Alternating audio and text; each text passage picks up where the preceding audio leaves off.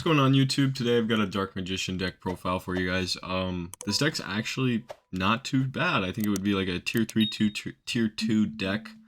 Um Really a lot better than I would have expected for the Dark Magicians. Not a lot of like current cards, but it actually can compete pretty decently with a lot of the tier 3 decks, but it's not going to keep up with like Sprite and Labyrinth and those kind of decks. But it is actually a pretty decent deck and it is a lot of fun. But jumping right into the profile, we do run 3 Dark Magicians, obviously. We run 3 Magician Souls. It's a good combo starter. You can just send a Dark Magician to the graveyard, or you can just special summon this out. And then you can go from there, but it's a really good card in the deck. It can get you to a lot of your cards that you need in the graveyard, or it can get Dark Magician in the graveyard so that you can use Chaos Form to Ritual Summon. Just a lot of stuff you can do with this card, and that's why it's a 3 of. We run 3 Magician's Rod because it can search us out our spells and traps, which is really, really good. We run 3 Ash Blossom Joyous Spring because it's a staple, hand trap, good. I also hate Max C, that's another reason to run this card. We run 3 Manjus because we do run the ritual version of this deck. It's my favorite version. I just really enjoy Magician of Chaos, and Manju lets us get to ritual spells or a ritual monster. So we run 3 Manju, 2 Magician of Dark Illusion. You don't really use this card a whole lot off of its summon effect. If you activate a spell or trap card, you can special summon this card from your hand. It's a pretty good effect, so like let's say you flip your Eternal Soul to bring out a Dark Magician, and then you can also bring this guy out and you would immediately be able to go into like your Big Eye or your Ebon Illusion Magician. But he's mostly there just to be a level 7 so that you can just use him to be the cost for your rituals.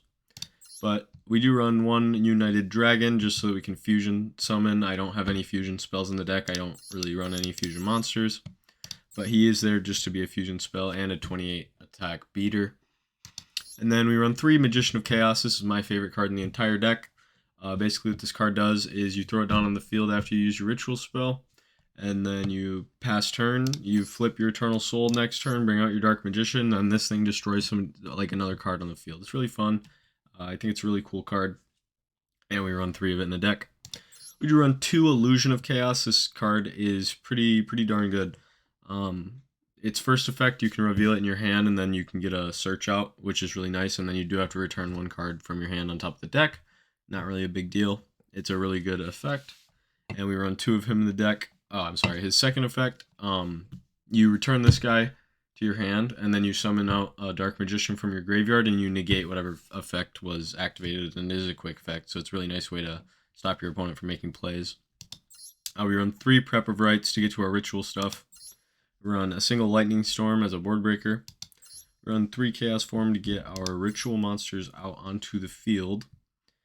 And I'm thinking about moving Dark Circle down to 2, because I feel like I have 2 of it in my hand quite a bit. But this is a really good card, really good spell card for the deck. Basically, if you summon a Dark Magician while this thing is out, you can banish any card on your opponent's field, which is really strong. And when it's activated, you can look at the top 3 cards of your deck, and if any of them mention Dark Magician, you can add them to your hand. We run 1 Dark Magic Inheritance because we run a lot of spells and traps. So if you banish 2 spells from your graveyard, you can add a spell or trap from your deck to your hand. Pretty strong effect. Only run 1 of it. And then we run 2 Soul Servant. You could bump this up to 3 if you wanted to just take out the Inheritance. This is a really strong card. You place 1 card from your deck. From the top of the deck to your hand, deck or graveyard that is Dark Magician. Basically, this is just a Dark Magician searcher. You just throw a card on top of your deck, and then once this goes to the graveyard, you can banish it out, and then you will draw cards, like depending on how many Dark Magicians or monsters with the name of Dark Magician in your field or graveyard. So it's just a card to just draw, like it searches and draws for you, which is really strong. Good card. I only run 2, but if you wanted to, you could run 3. I would just bump out the Dark Magic Inheritance. Then we do run 2 Infinite Impermanence. I only thought 2 was needed in the deck. I had 3 and it was bricking a lot. So I bumped it down to 2 and that felt quite a bit better. And then same thing for Eternal Soul. I was running this at 3, but I was bricking. So I bumped it down to 2. This is searchable. This is this is a pretty iconic spell trap or trap card for the deck. Basically what it does is you flip it and you can summon a Dark Magician, and then your Dark Magicians can have you destroyed by a card effect. Once this card is destroyed, you have to destroy all the monsters on your field, but we run 2 Eternal Souls to round out the 40 card main deck. For the extra deck, I didn't do a lot of it because, as you guys can see, I have like no ultra rare paste or points. Sorry. So we do have one Dark Magician Girl, the Dragon, which I actually just took out my Dark Magician Girl, so that's gone. Sorry about that. We do have a Dark Magician Dragon Knight. Pretty good beat stick. It's good to go into in certain situations. I don't use it a whole lot, but my favorite extra deck card in the whole deck is the big guy. This is basically just I snatch your monster and now that's mine, so thank you. And I just have always loved this deck. It's pretty iconic for me. I had a friend who used this in his like physical Dark Magician deck when he used to play. We do run one Ebon Illusion Magician. This card, it's not phenomenal, but to be honest, I was just looking out to fill the extra deck. You can run it, you can't run it. We do have a Nightmare Unicorn to pop 1, and then Blackluster Soldier is kind of like the boss monster for the deck in my opinion. If you summon it with using a level 7, so like a Dark Magician or your Illusion of Dark Illusion or your Magician of Chaos, it can't be destroyed by card effects, which is pretty cool. And then once it destroys a card by battle, you can gain one of these effects. I'm pretty much always going for the Banish because it doesn't really need to attack after you already have attacked. Or you could go for the second attack during the battle phase, which is cool. It can get some kills that you probably don't deserve right away on the board. And then lastly, we run an Access Code Talker. If you can get to it, you would be using your Blackluster Soldier and then like 2 other cards if you can get to it, and this will just end the game for you. But I've really done a lot of experimentation with the extra deck. The main deck honestly kind of just carries you through the games. But this deck is a lot of fun, and let me take you into the replays. Alright, ladies and gentlemen, here's the first game. I'm going to fast forward because it's pretty simple. We use our Magician's Rod to get to our Eternal Souls. We set Eternal Souls and use Chaos Form to make our Magician of Chaos. We go into the end phase. On his turn, we're going to flip this, bring out our Dark Magician, and use the Magician of Chaos effect. Here we go. And we destroy that, bring out our Dark Magician, and then we have our turn. He can't really do anything with what he drew, I guess. I guess he might have bricked. But we can special summon out our big dragon here and end the game just off swings. And one really cool thing about the deck is Dark Magician, when you kill somebody with it, it has a new effect that they added into the game. I hope they do that with more of the cards, but just pretty cool, and I wanted to show you guys that. Alright guys, back again with another one. So we're actually playing a Dark Magician Girl deck here, which is pretty interesting since we're using a Dark Magician deck.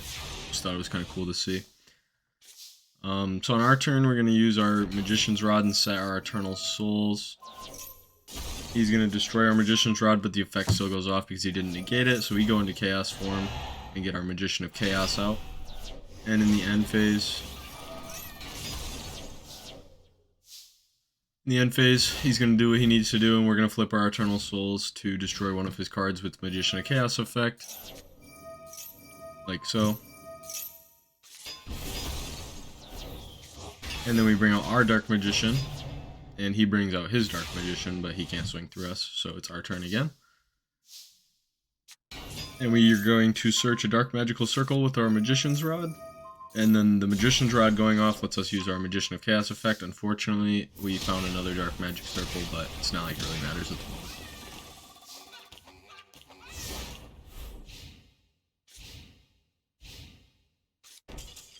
And he sets one and passes, just had absolutely nothing. Alright, on to the last replay for you guys. I am going to speed it up again. We set our Eternal Soul, and we play Manju to get to our Ritual spell to get our Magician of Chaos back out once again. And then we end our turn with Eternal Souls set and Magician of Chaos on the field. You guys probably know what's going to happen by now. He uses his boss monster. We activate Eternal Soul, which activates Magician of Chaos effect. We pop his big boss monster. He flips our cards face down, and he continues with his turn. But he can't really do anything because he already used his normal summon and his special summon. Here we're just going to flip up our Magician of Chaos and then probably search with Magician's Rod and Magician's Soul, so we get our Dark Magical Circle, which is going to activate Magician of Chaos effect, so we can pop his Overraptor. And then we can use Magician's Soul, and we send a Dark Magician to the graveyard, but that's out of the deck now, and he just concedes. So since we sent a Dark Magician and that's out of the deck now, you could literally just send another Dark Magician, or you could send the Magician Illusion of Darkness card that's in the deck. Either way, as long as you have a level 7 Dark Magician in the graveyard, it'll achieve the same things. But yeah, this deck is a lot of fun. It's not nearly as bad as I thought it was going to be, and I hope you guys try it out and enjoy it. Thank you guys for watching.